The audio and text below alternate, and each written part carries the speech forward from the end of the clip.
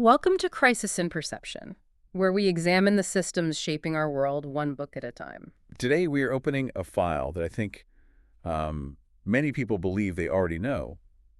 It's a text that has been assigned in high schools for decades, usually with a very specific and I'd argue very narrow interpretation attached to it.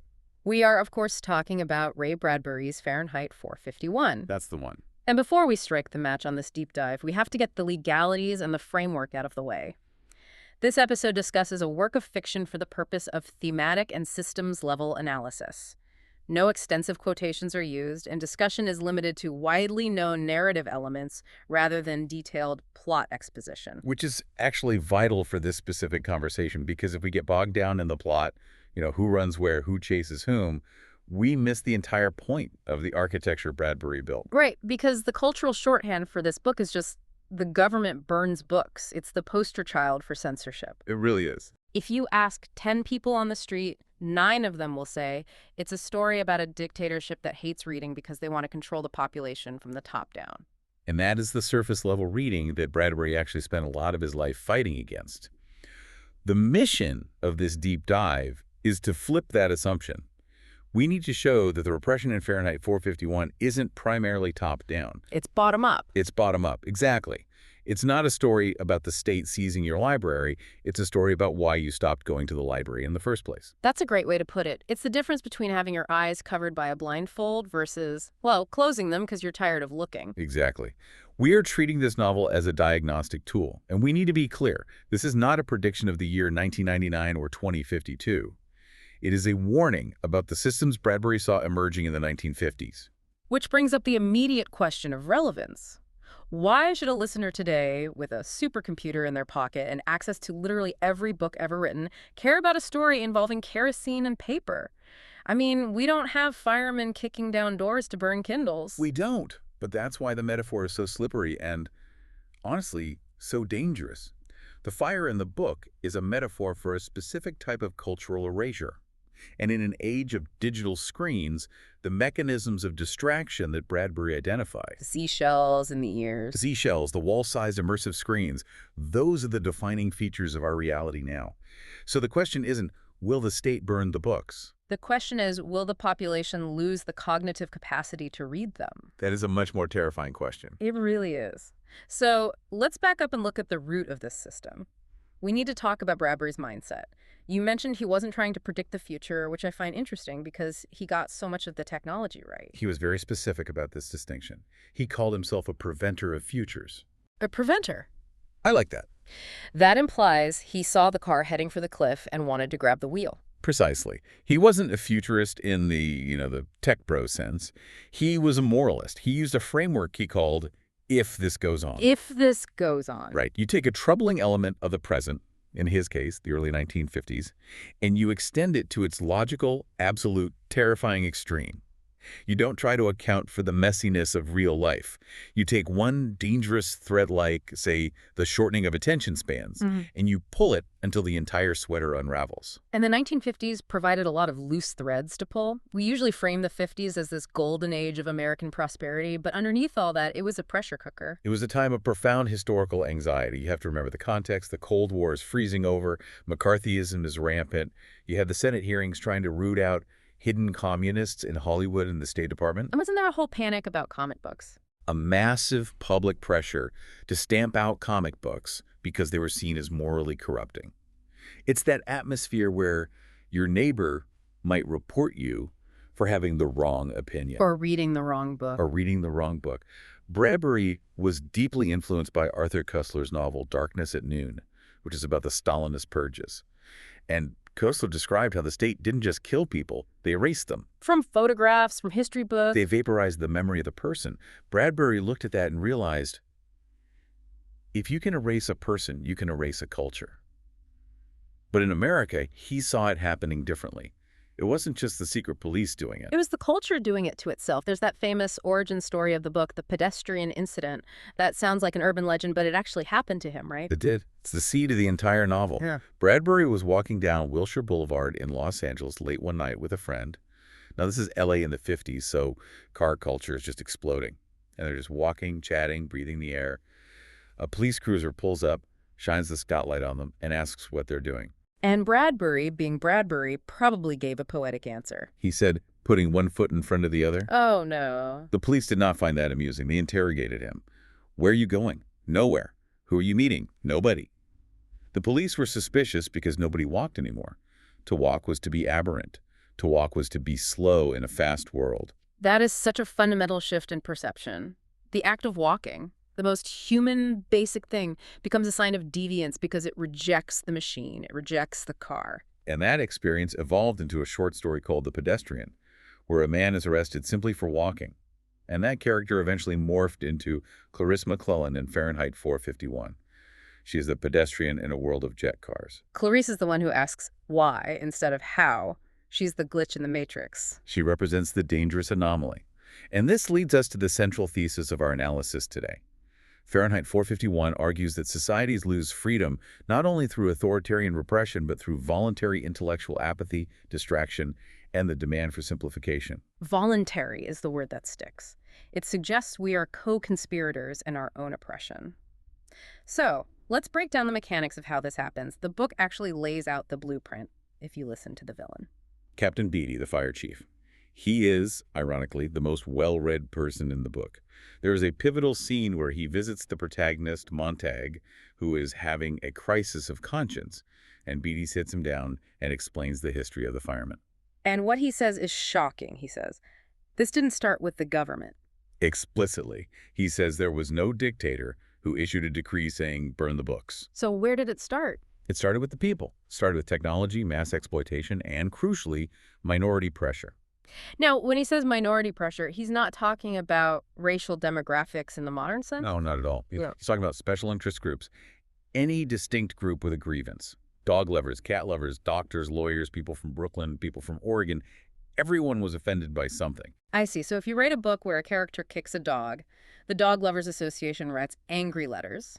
If you write a book where a doctor makes a mistake, the Medical Association demands a retraction. Exactly. Beatty describes it as a grinding down of edges. He says, authors full of evil thoughts, lock up your typewriters. To avoid offending any potential customer or group, magazines became a nice blend of vanilla tapioca. Vanilla tapioca. That is the perfect descriptor for corporate content. It's textureless. It's impossible to choke on because there's nothing to chew. That's the goal. If you want to sell to everyone, you can't challenge anyone. So the consequence is that intellectual challenge is removed to preserve a false sense of happiness and equality. Beatty says we must all be alike, not everyone born free and equal, but everyone made equal. So if you burn the books that make people feel inferior or confused, then everyone is happy. In theory, yes. But you can't just remove the content and leave a vacuum. Human beings have minds. They need input. If you take away the complex, chewy stuff, what fills the void? Speed. The weaponization of speed and distraction. Once you strip the depth, you have to accelerate the delivery. Bradbury uses a metaphor here that I think is just brilliant. The zipper displaces the button. Wait, unpack that for me. A zipper versus a button. Think about the physical action. A button requires a moment. You have to look at it, align it, push it through. It takes maybe 3 seconds, but in those 3 seconds, you're engaging with the physical world. You have what Bradbury called philosophical time, the time to think while dressing at dawn. Whereas a zipper is instantaneous. Zip, done. You save the time, but you lose the moment of reflection. And he applies that logic to media consumption. He does. In the world of the book, everything is cut down. Classics are reduced to 15-minute radio shows, then 2-minute book columns, then a 10-line dictionary resume. Beatty calls it snap endings. It's the TLDR of the 1950s. It is. He talks about the centrifuge. The system whirls the mind so fast that it cannot critique reality. If you are driving your car at 100 miles an hour, which they literally do in the novel, you cannot look at the grass. You see a green blur. If you slow down, you might see a specific blade of grass, and you might start thinking about nature or life or death. And the system cannot allow that. Yeah. See speed. This connects directly to the technology they use to maintain that blur. We have to talk about the seashells. Every time I read the book, this part chills me because I look around the subway car today and, well. The seashells are thimble radios that fit tight into the ear. Bradbury describes them as creating an electronic ocean of sound. Music, talk, just noise. It's the first prediction of the Walkman or the AirPod. But look at the usage. Montag's wife, Mildred, is the primary example here. She wears them constantly. She sleeps with them in. She's never not plugged in. She uses them to block out silence. Silence is terrifying to her. Silence is where thinking happens. If there is silence, you might ask yourself, am I happy? Mildred never has to ask that question because the electronic ocean washes it away. And when the earbuds come out, the screens turn on, the parlor walls. This is the other half of the technological shield. These are wall-sized, immersive televisions. But it's not just a TV. It's an environment. Mildred refers to the characters on the screen as the family. That is the most dystopian part to me. She cares more about the family on the wall who are just shouting nonsense at each other than she does about Montag, her actual husband, sitting 3 feet away. Because the family on the wall is safe. They demand nothing. Real relationships are messy. They have friction. The family offers the illusion of companionship without the demands of friendship. It provides sensory overload, color, noise, motion. But it is emotionally empty. And that emptiness has physical consequences. It's not just that these people are distracted, they are broken. There's the scene with the overdose. This is the moment that reveals the true cost of the system. Mildred overdoses on sleeping pills. It's implied she does this often, or at least subconsciously. Montag finds her and calls for help. But who shows up? Not a doctor. 2 guys in jumpsuits with a machine. 2 handymen. They bring a machine called the Black Cobra that slides down her throat to pump the stomach, and another machine to replace her blood. They treat her like a clogged drain. It's purely mechanical. And the operator is so casual about it, he's smoking a cigarette saying, we get these cases 9 or 10 times a night. That line is the key, 9 or 10 times a night. It shows that despite the happiness engineered by the state, despite the vanilla tapioca media, the population is suicidally unhappy. But they're so emotionally flattened they don't even realize. Exactly. They are biologically alive but emotionally dead. Mildred wakes up the next morning, doesn't remember the suicide attempt, and just wants to talk about the TV program. It's a total disconnect. And you compare that to Clarisse. Clarisse tastes the rain, she looks at the moon, she rubs a dandelion under her chin. She has sensory engagement with the world. Mildred has sensory overload, but 0 engagement. Precisely. The system asks, how do we fix the machine? Hence the stomach pump. Clarisse asks, why is the machine broken? And when the machine is truly broken, or when an idea threatens to break it, the system uses its final tool, fire. Fire is the clean solution. In the book, fire is not portrayed as violent destruction so much as hygiene. Montag says, it was a pleasure to burn. And there is a seduction in destroying the complex and reducing it to ash. Ash is simple. Ash doesn't argue with you. Ash is equal. If you burn the book, you remove the contradiction. You remove the past. It's the ultimate act of canceling a difficult reality. So if the problem is this removal of texture and reality, what is the cure? There's a character who diagnoses this perfectly, Professor Faber. Faber is the moral center of the analysis. When Montag finally realizes something is wrong, he seeks out Faber, a retired English professor. And Faber tells him something that shocks him. He says, it's not the books you need, it's some of the things that once were in books. I love this because it separates the physical object from the function. You can have the object and miss the point. Faber gives him a 3-part prescription. Right, the triad. First, he says they need quality of information.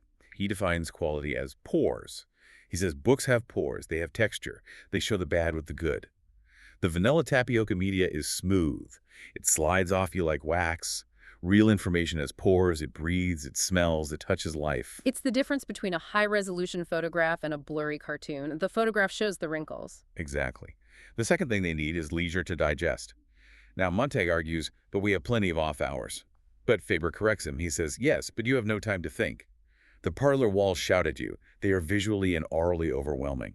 You cannot argue with a 100-piece symphony orchestra blasting in your living room. Whereas a book, you can close it. You can put it down, look out the window, and say, I don't agree with that. The medium itself requires you to pace the consumption. It grants you agency over time. And that leads to the third requisite, the right to carry out actions based on the first 2. If you have quality information, the pores, and the time to think about it, leisure, you might come to a conclusion. You might want to change something. You might want to act. And that is what the system cannot allow. So let's map this out. We promised a systems mapping, and I want to visualize this because it's a cycle. It's not a straight line. Okay, let's look at the feedback loop.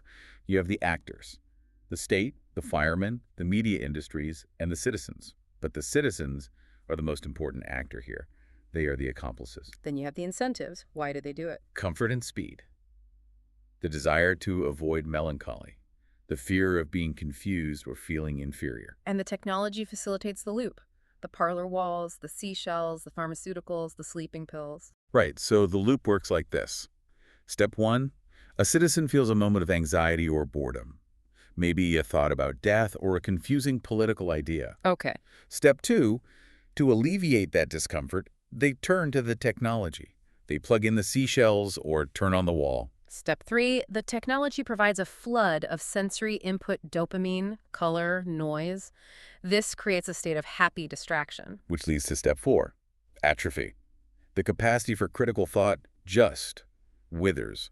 They lose the tolerance for silence. So step 5, because they cannot tolerate silence or complexity, they demand simpler, faster content. Exactly, which leads to step 6. The media industries provide that content, the vanilla tapioca. Trap 7.